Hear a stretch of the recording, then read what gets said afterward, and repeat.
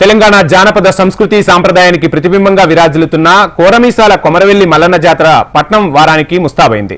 సంక్రాంతి పండుగ తర్వాత వచ్చే ఆదివారంతో మొదలయ్యే జాతర 3 నెలల పాటు 12 ఆదివారాలతో ఉగాది పండుగ వరకు అంగరంగ వైభవంగా సాగనుంది. యాదవుల ఆడబిడ్డ అయిన గొల్లకేతమ్మను మల్లన్న స్వామి వివాహమాడిన సందర్భంగా మొదటి ఆదివారం హైదరాబాద్ నుంచి పెద్ద సంఖ్యలో యాదవులు తరలివచ్చి స్వామివారికి పట్నాలు వేసి బోనాలు సమర్పిస్తారు. అందుకే ఈ ఆదివారాన్ని పట్నం వారంగా పిలుస్తారు. శనివారం మల్లన్న స్వామికి ఒడిబియ్యం సమర్పించి స్వామివారిని దర్శనం చేసుకుంటారు. మరుసటి రోజు మల్లన్న సోదరి అయిన ఎల్లమ్మకు మల్లన్నకు మట్టి పాత్రలో బోనం పంచరంగులతో పట్నం సమర్పించి స్వామివారిని దర్శించుకుంటారు భక్తులు. ఈ తంతుతోనే కొమరవెల్లి మల్లన్న జాతర ఆరంభమవుతోంది.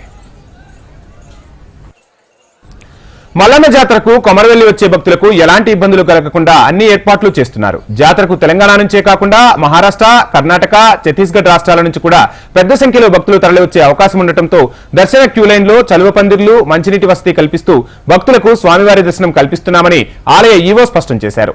ఇక జాతరలో భక్తులకు అసౌకర్యం కలగకుండా సుమారు 300 మంది పోలీస్ సిబ్బందితో జాతరలో బందోబస్తు పటిష్టంగా నిర్వహిస్తున్నామని తెలిపారు ఈవో.